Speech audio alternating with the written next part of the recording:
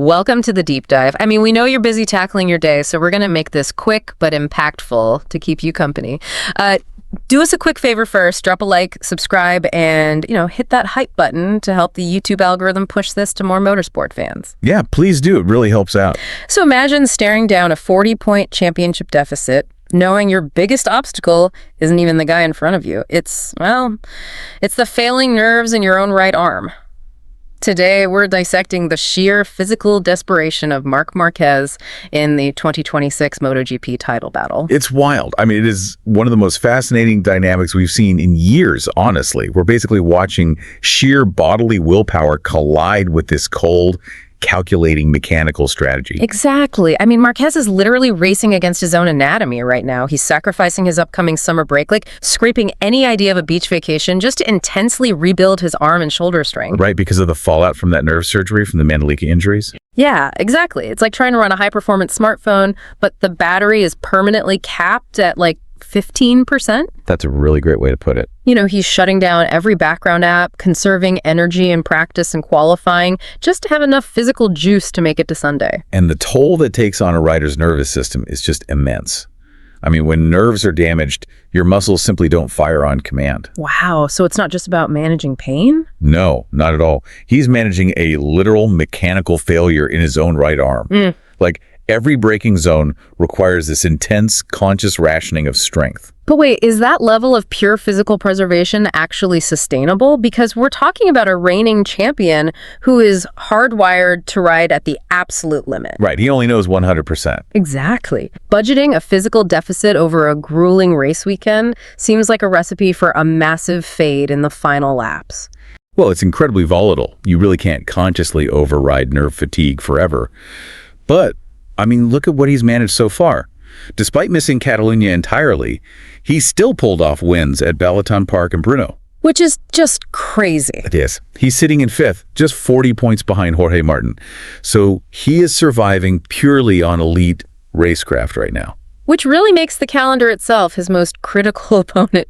His ultimate lifeline right now is the upcoming round at the Sachsenring. Oh, for sure. And it's not just because he has, 9 Premier Class wins there. It's about the track's layout. It's an anti-clockwise circuit. So just a relentless series of left-hand turns. And that geometry is his absolute saving grace. Since he's almost constantly leaning left, he finally gets to hide that glaring weakness in his surgically repaired right shoulder. So he leans on his good side. Exactly. He can rely on his stronger left side to brace against the massive G-forces rather than pushing his damaged right arm to the point of total failure. So he's basically banking on Sachsenring being the final weekend he has to meticulously budget his energy. Right before that shortened August break officially ends at Silverstone. Wow. But, while Marquez is desperate for a physical break, across the garage, Pecco Bagnaia isn't looking at his body or the calendar at all. He is looking squarely at the machinery. Yeah, Bagnaia is fighting a completely different war. He's currently 8th in the standings, 63 points back. Yeah. But with 444 points still on the table, he is shockingly calm about it. It's almost eerie. He's openly stating that rival manufacturer Aprilia currently has the distinct advantage over the rest of the grid. Yeah, generating superior mechanical grip and corner speed. But here's the crazy part. He's praising the Aprilia superiority while fully knowing he is moving to the factory Aprilia team next season. He's analyzing the weapon he's about to wield while currently racing against it. It just reveals his incredible strategic patience. Bagnaia is perfectly comfortable playing the long game here, stating, we'll see in 3 to 4 races. Right. He's watching title rivals like Marco Bezzecchi and Jorge Martin ride at this frantic, reactive pace to try and force results right now. And we've seen how that goes. Oh, absolutely. We've already seen that overriding lead to really costly front-end washouts and crashes for both of them. So Bagnaia is basically just letting the grid implode. He's banking points consistently, while the others just burn their tires and their nerves trying to force the issue. Yep, it's brilliant.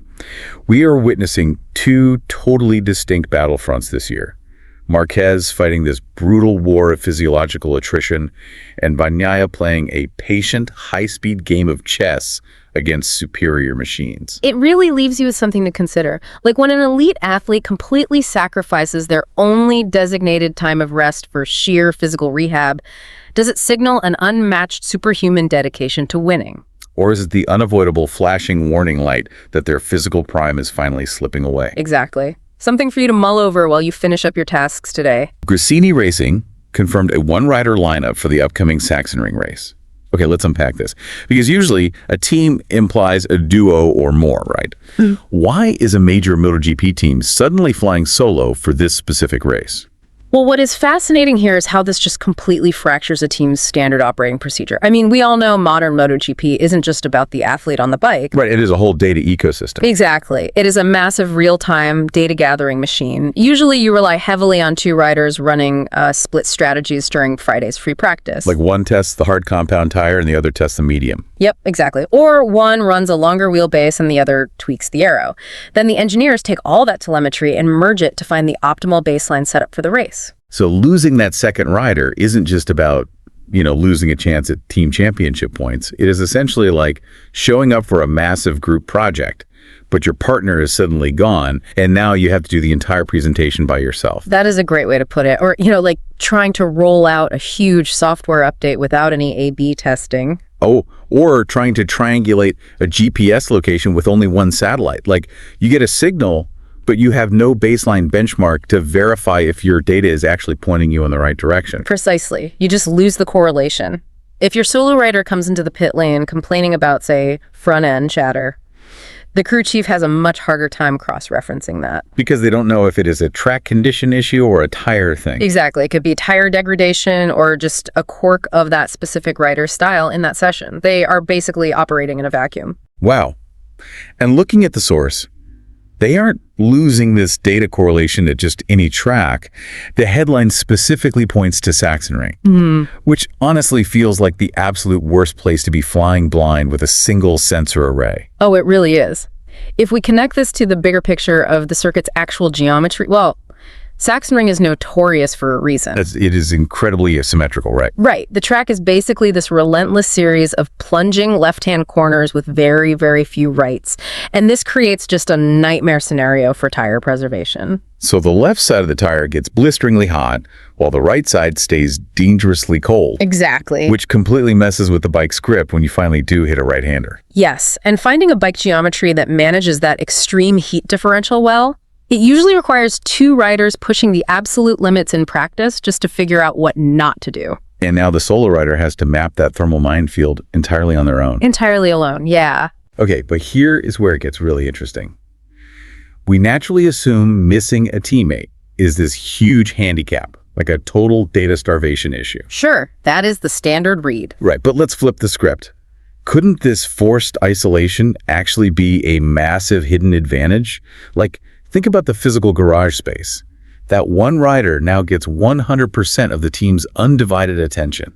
That raises a really important question about resource allocation. You are right. Instead of splitting the garage, where engineers often have to compromise on development direction to appease two very different riding styles. Every single mechanic, suspension tech, and data analyst is now hyper-focused on one machine. Exactly. It fundamentally shifts the environment. And think about the mechanical advantage of that. With double the hands on one bike, the turnaround time for radical setup changes between practice stints has to drop significantly, right? Oh, absolutely. If they need to swap out an entire suspension linkage or change the swing arm geometry, they can do it twice as fast. Giving the solo rider an extra run out on the track that they wouldn't normally get in a standard weekend. That is the ultimate trade-off here. They lose the breadth of two data streams, sure, but they gain this incredible depth and agility with one. So the entire operational strategy shifts from compare and compromise to just hyper-tailor and execute. Exactly. They exist exclusively to serve that one specific rider's feeling for the weekend. So what does this all mean for you listening? It shows how a single, simple headline about a Gresini lineup at Sachsenring actually reveals a high-stakes engineering experiment. All the normal data gathering strategies are just thrown out the window. Yeah, it really strips this highly technical sport down to a very raw dynamic. Just one rider, their machine, and an entire garage meticulously shaping the bike to their exact uncompromised needs. Right. Which leaves you with a final thought to ponder today. In a sport so heavily reliant on A/B testing and telemetry, does having the undivided attention of your entire team actually forge a stronger, more dominant individual performance? Or does the total lack of a teammate's benchmark ultimately hold you back when the lights go out?